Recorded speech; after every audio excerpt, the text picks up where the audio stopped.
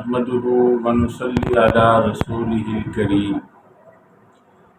أما بعد فأعوذ بالله من الشيطان الرجيم بسم الله الرحمن الرحيم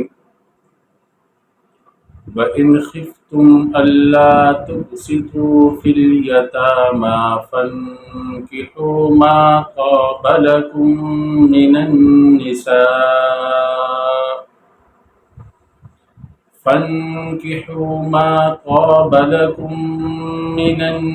النِّسَاءِ مَثْنَى وَثُلَاثَ وَرُبَاعَ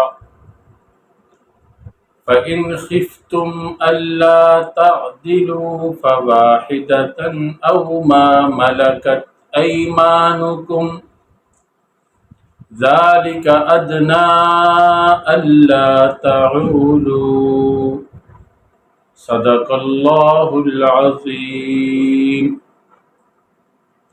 اللہ رب العزت فرماتے ہیں اگر تمہیں ڈر ہو کہ تم یتیموں کے بارے میں انصاف نہیں کر سکو گے۔ ہوتا یہ تھا پہلے زمانہ میں جس کی ولایت میں یتیم ہوتا، کوئی یتیم بچی ہوتی اور وہ مالدار ہوتی، خوبصورت ہوتی، تو وہ اس یتیم بچی کی مصلحت کو نہیں دیکھتا تھا،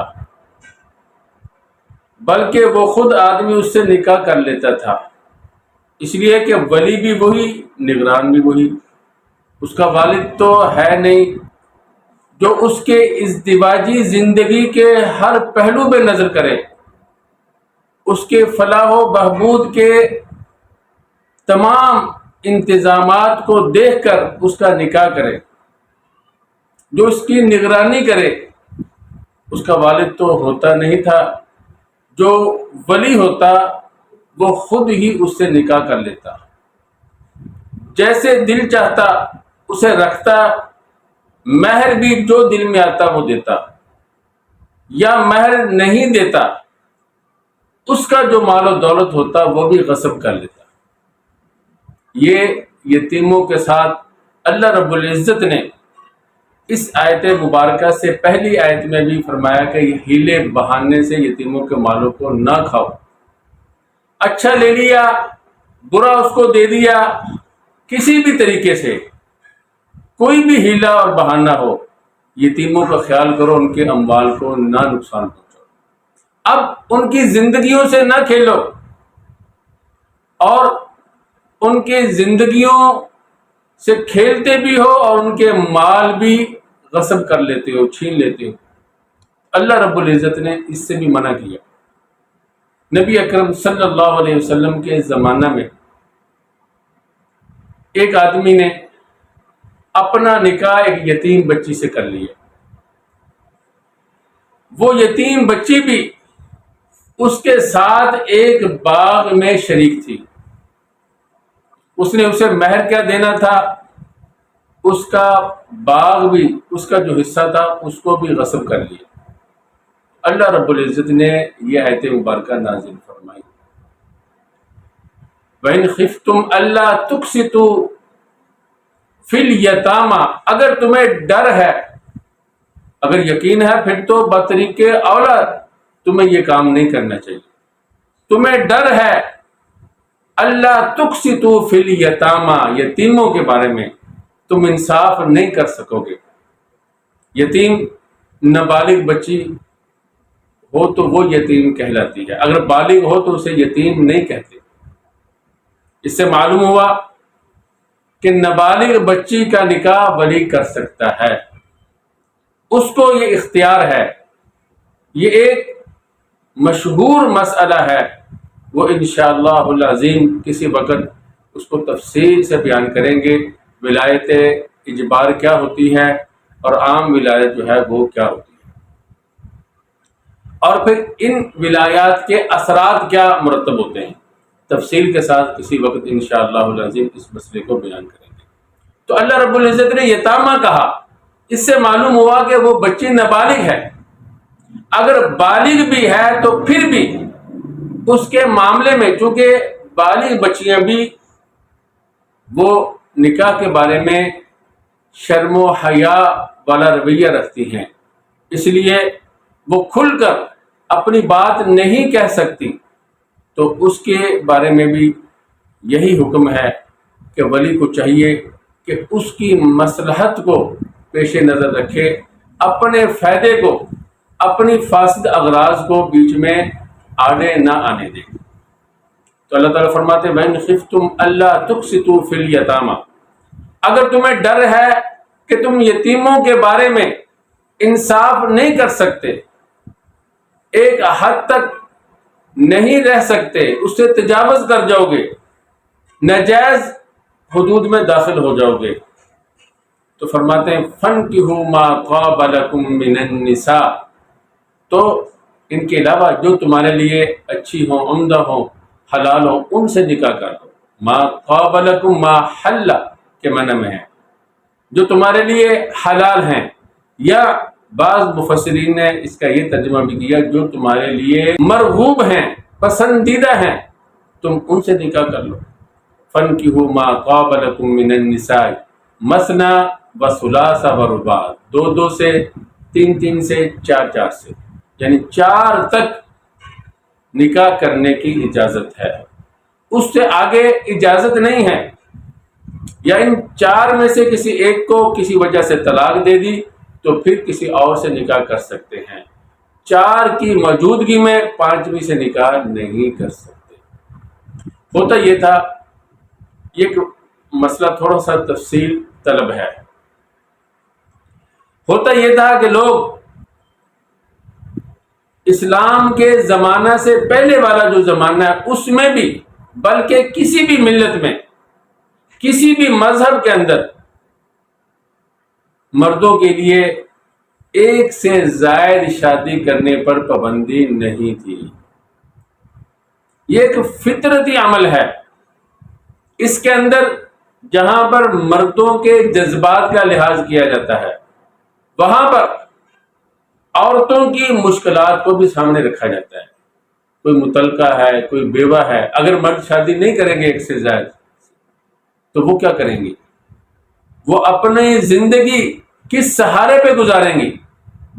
اور اس کے علاوہ بھی عورتوں کی کثرت ہے، مرد کم ہیں، تو یہ ایک فطرتی تقاضا ہے جسے دبایا نہیں جا سکتا۔ اسلام نے بھی اسے دبایا نہیں،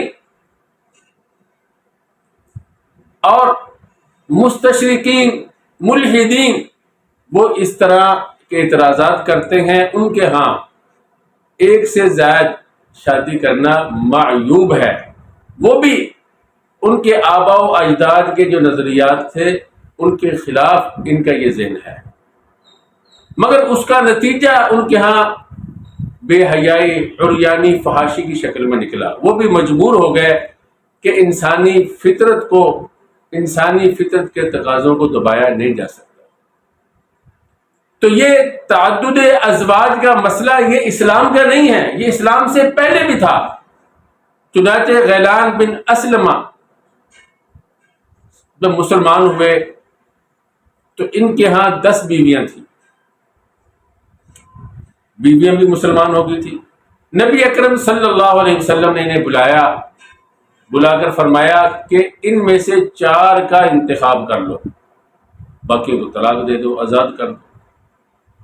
چنانچہ انہوں نے ایسے ہی کیا، اور مزید بعض روایت میں آتا ہے جب فاروق اعظم رضی اللہ تعالی عنہ کا زمانہ آیا تو انہوں نے باقی 4 کو بھی طلاق دے دی، اپنا مال اپنے بیٹوں میں تقسیم کر دیا۔ جب حضرت فاروق اعظم رضی اللہ تعالیٰ عنہ کو معلوم ہوا تو انتہائی ناراض ہوئے، فرمایا تم نے اپنی بیویوں کو محروم کرنے کے لیے یہ قدم اٹھایا ہے، ان سے رجوع کرو اور اپنے بچوں سے مال کو واپس لو، وگرنہ تو اس کی سخت سزا ہو۔ تو اسلام نے تو عورتوں کے حقوق کا اس قدر لحاظ رکھا ہے، 4 پر پابندی لگا دی کہ 4 سے زائد سے نکاح نہیں کر سکتے، اور دوسری پابندی یہ لگائی اللہ رب العزت نے آگے اسی آیت مبارکہ میں فرمایا فَإِنْ خِفْتُمْ أَلَّا تَعْدِلُوا، اگر تمہیں ڈر ہے کہ تم ان میں عدل قائم نہیں رکھ سکو گے، مساوات قائم نہیں رکھ سکو گے، تو پھر تمہیں یہ 4 کی بھی اجازت نہیں۔ نبی اکرم صلی اللہ علیہ وسلم نے مساوات قائم کر کے دکھائی، بلکہ وہ امور جن میں لازم بھی نہیں تھی اللہ کے نبی صلی اللہ علیہ وسلم نے ان کا بھی لحاظ کیا۔ تو اگر دونوں بیویوں میں مساوات، 3 بیویوں میں، 4 میں مساوات قائم کر سکتے ہو، عدل و انصاف کے ساتھ ان کے ساتھ معاملہ کر سکتے ہو تو پھر اجازت ہے، وگرنہ اس کی بھی اجازت نہیں ہے۔ رسول اللہ صلی اللہ علیہ وسلم نے فرمایا ایسا آدمی جس کی 2 بیویاں قیامت کے دن ایسی حالت میں آئے گا، اگر اس نے انصاف نہیں کیا، مساوات کو قائم نہیں رکھا، برابری نہیں کی، اس کی ایک جانب گری ہوئی ہوگی، جیسے فالج زدہ نہیں، اس کی ایک جانب بیکار ہو جاتی ہے۔ فرمایا اس طرح قیامت کے دن آئے گا۔ اتنی بڑی وعید ہے کہ یہ 4 شادیاں کرنا اسی کے لیے جائز ہے جو عدل و انصاف کے ساتھ مساوات قائم رکھ سکتا۔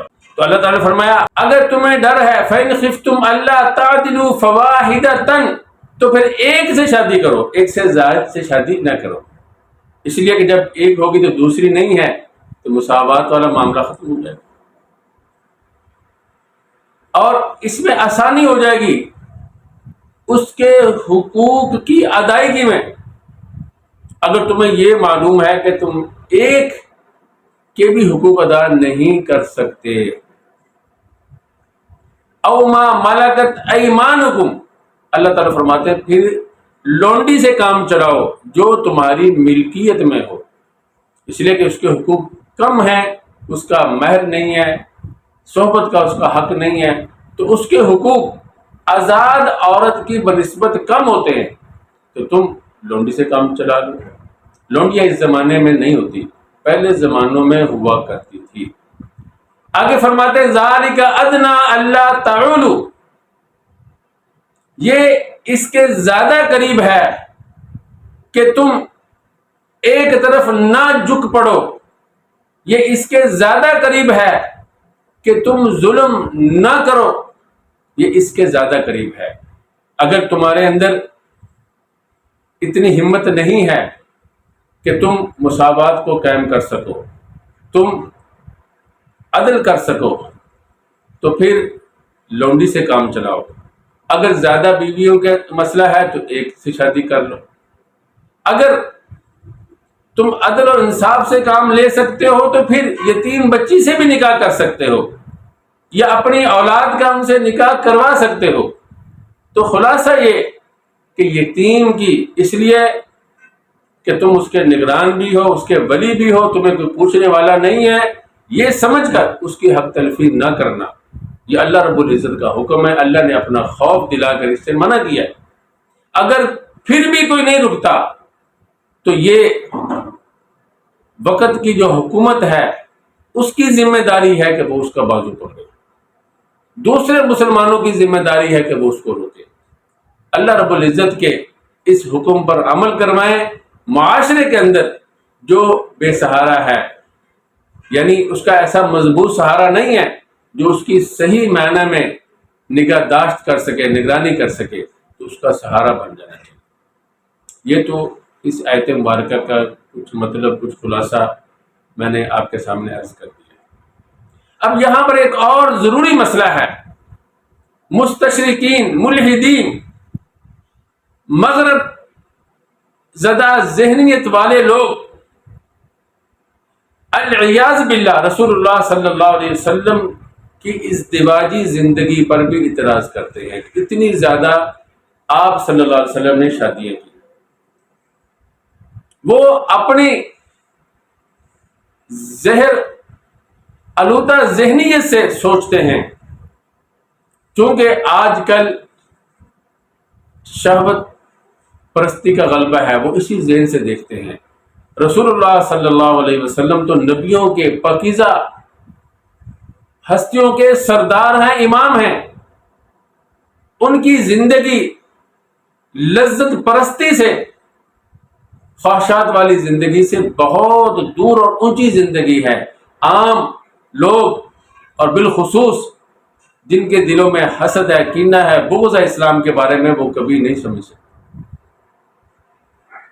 جب اللہ کے وہ برحق نبی ہیں تو ان کا ہر کام اللہ کی اجازت سے ہے، سب سے بڑا جواب یہ ہے۔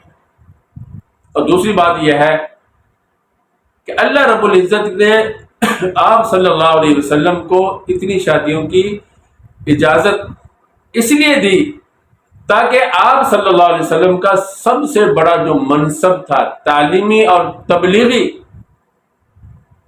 گھریلو زندگی بھی صحیح معنی میں محفوظ ہو کر امت تک پہنچ سکے۔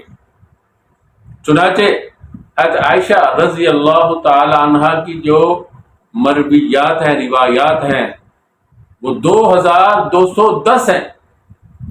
اتنی بڑی تعداد، 200 کے لگ بھگ تو ان کے شاگرد ہیں۔ وہ علم جو انہوں نے رسول اللہ صلی اللہ علیہ وسلم سے سیکھا، 200 شاگرد آگے اسے نقل کر رہے ہیں۔ اتنی بڑی روایات کی تعداد ہے۔ اور حضرت ام سلمہ کی 378 روایات ہیں۔ تو نبی اکرم صلی اللہ علیہ وسلم کی زندگی کے بعد بھی ہزاروں لوگوں کی رہنمائی امہات المؤمنین نے فرمائی۔ تو یہ ایک بڑا مقصد تھا۔ اور جو آدمی سیرت پر نظر رکھتے ہیں، اسلام کی تاریخ پر نظر رکھتے ہیں، وہ بہت سے اور بھی فوائد وہ معلوم کر سکتے ہیں۔ آپ صلی اللہ علیہ وسلم کی زندگی کو اگر دیکھا جائے تو جوانی کی زندگی، وہ زندگی کا وہ حصہ جس میں جوانی اپنے عروج پر ہوتی ہے، اس زمانے میں جب جوانی جوبن پر تھی، نبی اکرم صلی اللہ علیہ وسلم نے جس عورت سے شادی کی اس کے 2 شوہر فوت ہو چکے تھے، وہ صاحب اولاد تھی۔ 25 سال کی عمر میں شادی کی ایک بیوہ خاتون سے جس کے 2 شوہر فوت ہو چکے تھے اور وہ صاحب اولاد تھی۔ اور رسول اللہ صلی اللہ علیہ وسلم نے اپنی ساری جوانی اسی کے ساتھ گزار دی، یعنی 25 سال تک کوئی اور شادی نہیں کی۔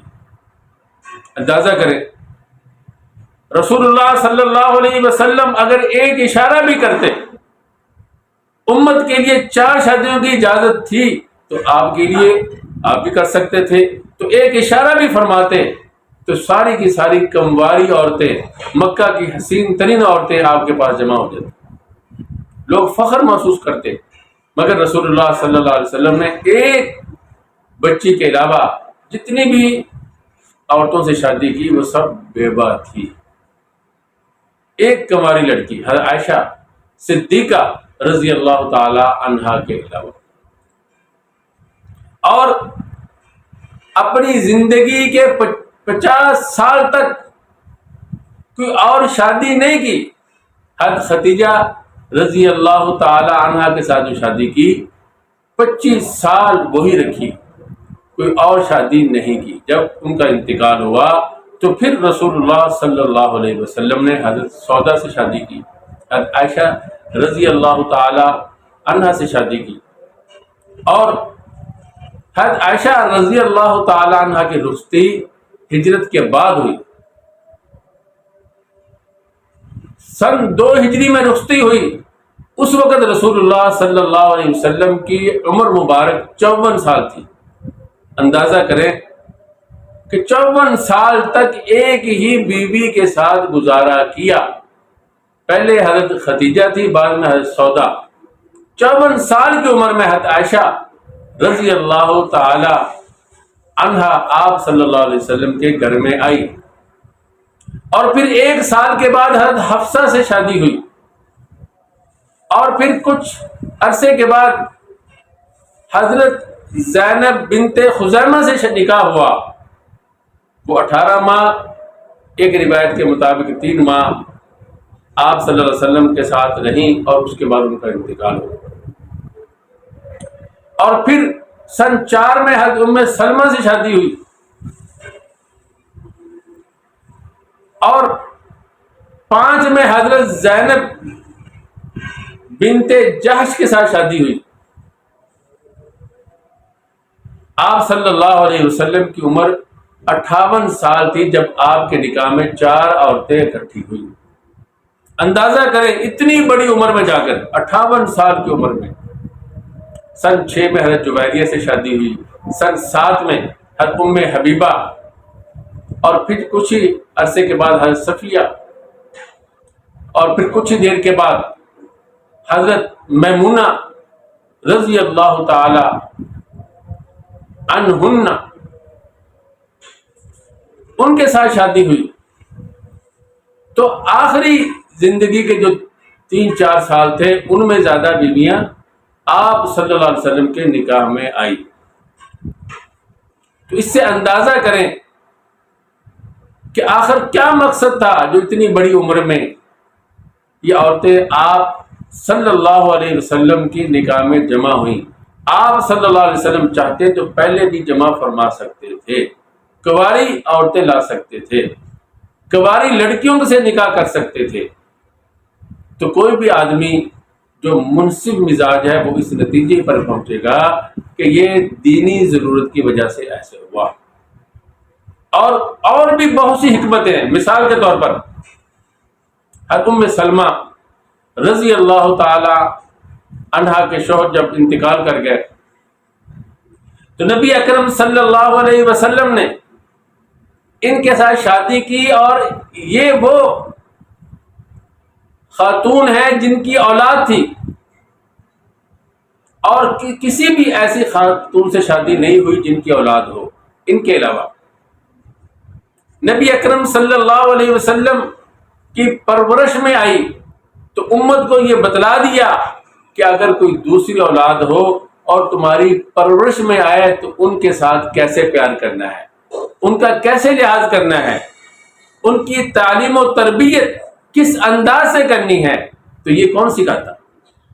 ایک دفعہ حضرت ام سلمہ رضی اللہ تعالی عنہ کا بیٹا رسول اللہ صلی اللہ علیہ وسلم کے ساتھ کھانا کھا رہا تھا، اور خود فرماتے میرا ہاتھ کھانے کے برتن میں گھوم رہا تھا، مجھے اللہ کے نبی صلی اللہ علیہ وسلم نے فرمایا یا غلام سم اللہ، اے لڑکے اللہ کا نام لے کر کھاؤ، وکل بیمینک، اپنے دائیں ہاتھ سے کھاؤ، وکل مما یلیک، جو تمہاری طرف ہے اس طرف سے کھاؤ۔ یہ ہدایات یہ کیسے ہم تک پہنچتی؟